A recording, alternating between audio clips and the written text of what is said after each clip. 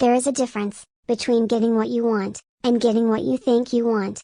Technology gives us more and more of what we think we want. These days, looking at sociable robots and digitized friends, one might assume that what we want is to be always in touch and never alone, no matter who or what we're in touch with. One might assume that what we want is plenty of weak ties, the informal networks that underpin online acquaintanceship. But if we pay attention to the real consequences of what we think we want, we may discover what we really want. We may want some stillness and solitude.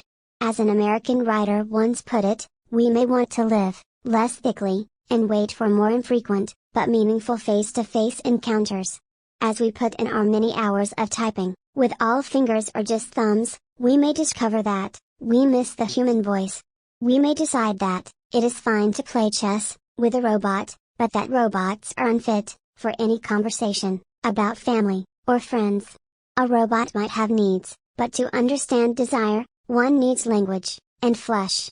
We may decide that, for these conversations, we must have a person who knows, firsthand, what it means to be born, to have parents, and a family, to wish for love, and perhaps children, and to anticipate death. And, of course, we must not let the virtual take us away from the real world that doesn't go away with a power outage. There is a difference between getting what you want and getting what you think you want. Technology gives us more and more of what we think we want. These days, looking at sociable robots and digitized friends, one might assume that what we want is to be always in touch and never alone, no matter who or what we're in touch with.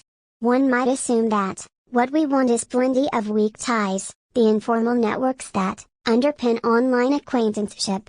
But if we pay attention to the real consequences of what we think we want, we may discover what we really want.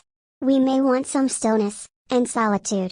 As an American writer once put it, we may want to live less thickly and wait for more infrequent but meaningful face-to-face encounters.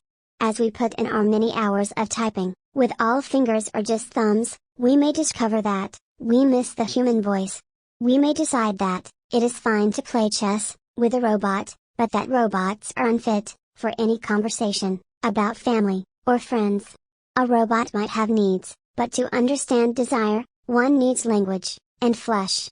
We may decide that, for these conversations, we must have a person who knows, firsthand, what it means to be born, to have parents, and a family, to wish for love, and perhaps children, and to anticipate death. And, of course, we must not let the virtual take us away from the real world that doesn't go away with a power outage. There is a difference between getting what you want and getting what you think you want. Technology gives us more and more of what we think we want. These days, looking at sociable robots and digitized friends, one might assume that what we want is to be always in touch and never alone, no matter who or what we're in touch with. One might assume that what we want is plenty of weak ties, the informal networks that underpin online acquaintanceship. But if we pay attention to the real consequences of what we think we want, we may discover what we really want. We may want some stillness and solitude. As an American writer once put it, we may want to live less thickly and wait for more infrequent but meaningful face-to-face encounters. As we put in our many hours of typing, with all fingers or just thumbs, we may discover that we miss the human voice. We may decide that it is fine to play chess with a robot, but that robots are unfit for any conversation about family or friends. A robot might have needs, but to understand desire, one needs language and flesh. We may decide that, for these conversations, we must have a person who knows, firsthand, what it means to be born, to have parents, and a family, to wish for love, and perhaps children, and to anticipate death. And, of course, we must not let the virtual take us away from the real world that doesn't go away with a power outage. There is a difference between getting what you want and getting what you think you want. Technology gives us more and more of what we think we want. These days, looking at sociable robots and digitized friends, one might assume that what we want is to be always in touch and never alone, no matter who or what we're in touch with. One might assume that What we want is plenty of weak ties, the informal networks that underpin online acquaintanceship. But if we pay attention to the real consequences of what we think we want, we may discover what we really want. We may want some stillness and solitude. As an American writer once put it, we may want to live less thickly and wait for more infrequent but meaningful face-to-face encounters. As we put in our many hours of typing, with all fingers or just thumbs, we may discover that we miss the human voice. We may decide that it is fine to play chess with a robot, but that robots are unfit for any conversation about family or friends. A robot might have needs, but to understand desire, one needs language and flesh. We may decide that, for these conversations, we must have a person who knows, firsthand, what it means to be born, to have parents, and a family, to wish for love, and perhaps children, and to anticipate death. And, of course, we must not let the virtual take us away from the real world that doesn't go away with a power outage. There is a difference between getting what you want and getting what you think you want. Technology gives us more and more of what we think we want. These days, looking at sociable robots and digitized friends, one might assume that what we want is to be always in touch and never alone, no matter who or what we're in touch with. One might assume that what we want is plenty of weak ties, the informal networks that underpin online acquaintanceship. But if we pay attention to the real consequences of what we think we want, we may discover what we really want. We may want some stillness and solitude. As an American writer once put it, we may want to live less thickly and wait for more infrequent but meaningful face-to-face encounters.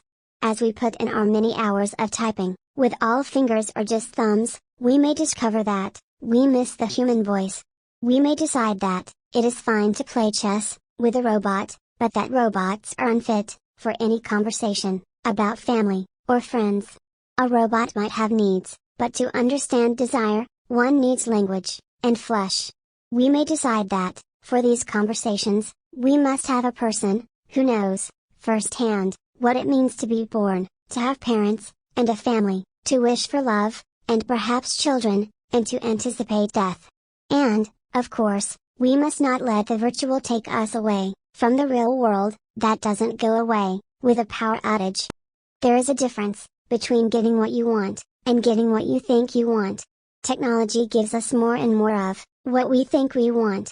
These days, looking at sociable robots and digitized friends, one might assume that what we want is to be always in touch and never alone, no matter who or what we're in touch with.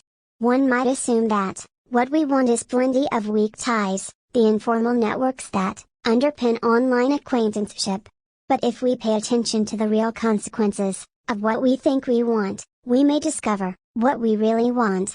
We may want some stillness and solitude. As an American writer once put it, we may want to live less thickly and wait for more infrequent but meaningful face-to-face encounters. As we put in our many hours of typing, with all fingers or just thumbs, we may discover that we miss the human voice. We may decide that it is fine to play chess with a robot, but that robots are unfit for any conversation about family or friends. A robot might have needs, but to understand desire, one needs language and flesh. We may decide that, for these conversations, we must have a person who knows, firsthand, what it means to be born, to have parents, and a family, to wish for love, and perhaps children, and to anticipate death. And, of course, we must not let the virtual take us away from the real world that doesn't go away with a power outage. There is a difference between getting what you want and getting what you think you want. Technology gives us more and more of what we think we want. These days, looking at sociable robots and digitized friends, one might assume that what we want is to be always in touch and never alone, no matter who or what we're in touch with. One might assume that what we want is plenty of weak ties, the informal networks that underpin online acquaintanceship. But if we pay attention to the real consequences of what we think we want, we may discover what we really want.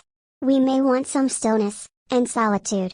As an American writer once put it, we may want to live less thickly and wait for more infrequent, but meaningful face-to-face encounters.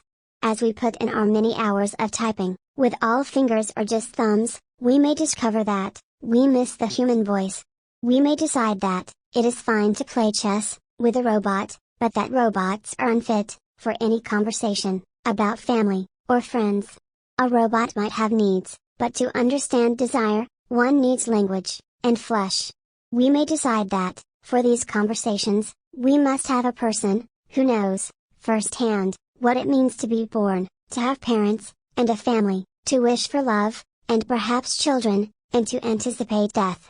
And, of course, we must not let the virtual take us away from the real world that doesn't go away with a power outage. There is a difference between getting what you want and getting what you think you want. Technology gives us more and more of what we think we want. These days, looking at sociable robots and digitized friends, one might assume that what we want is to be always in touch and never alone, no matter who or what we're in touch with. One might assume that what we want is plenty of weak ties, the informal networks that underpin online acquaintanceship. But if we pay attention to the real consequences of what we think we want, we may discover what we really want. We may want some stillness and solitude. As an American writer once put it, we may want to live less thickly and wait for more infrequent but meaningful face-to-face encounters. As we put in our many hours of typing, with all fingers or just thumbs, we may discover that we miss the human voice. We may decide that it is fine to play chess with a robot, but that robots are unfit for any conversation about family or friends. A robot might have needs, but to understand desire, one needs language and flesh. We may decide that, for these conversations, we must have a person who knows, firsthand, what it means to be born, to have parents, and a family, to wish for love, and perhaps children, and to anticipate death. And, of course, we must not let the virtual take us away from the real world that doesn't go away with a power outage. There is a difference between getting what you want and getting what you think you want. Technology gives us more and more of what we think we want. These days, looking at sociable robots and digitized friends, one might assume that what we want is to be always in touch and never alone, no matter who or what we're in touch with. One might assume that what we want is plenty of weak ties, the informal networks that underpin online acquaintanceship. But if we pay attention to the real consequences of what we think we want, we may discover what we really want. We may want some stillness and solitude.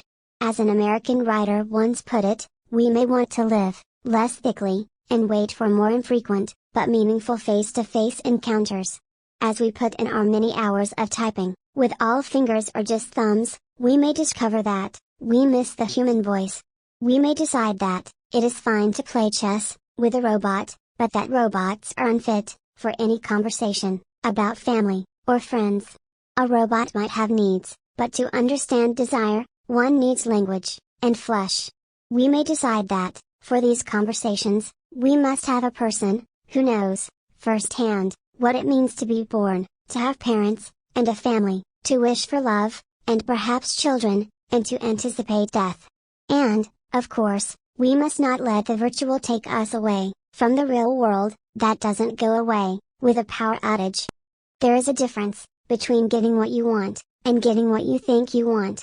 Technology gives us more and more of what we think we want. These days, looking at sociable robots and digitized friends, one might assume that what we want is to be always in touch and never alone, no matter who or what we're in touch with. One might assume that what we want is plenty of weak ties, the informal networks that underpin online acquaintanceship. But if we pay attention to the real consequences of what we think we want, we may discover what we really want. We may want some stillness and solitude. As an American writer once put it, we may want to live less thickly and wait for more infrequent but meaningful face-to-face encounters. As we put in our many hours of typing, with all fingers or just thumbs, we may discover that we miss the human voice. We may decide that it is fine to play chess with a robot, but that robots are unfit for any conversation about family or friends. A robot might have needs, but to understand desire, one needs language, and flesh. We may decide that, for these conversations, we must have a person, who knows, firsthand, what it means to be born, to have parents, and a family, to wish for love, and perhaps children, and to anticipate death. And, of course, we must not let the virtual take us away, from the real world, that doesn't go away, with a power outage.